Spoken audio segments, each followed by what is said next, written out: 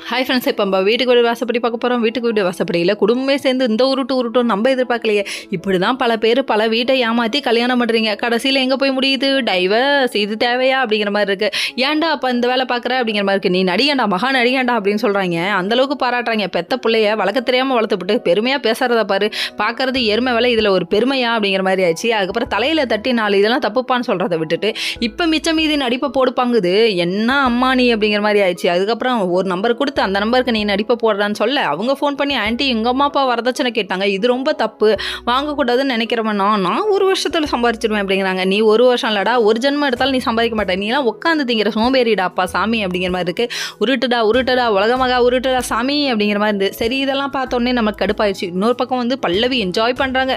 கண்ணா, கடவுள் என்றைக்குமே சோதிப்பான், கைவிட மாட்டான். ஆனால் கெட்டவங்களுக்கு சந்தோஷத்தை கொடுப்பான், டப்புன்னு எடுத்துக்குவான். அது புரியவே இல்லையே உங்களுக்கு அப்படிங்கிற மாதிரி ஆயிடுச்சு.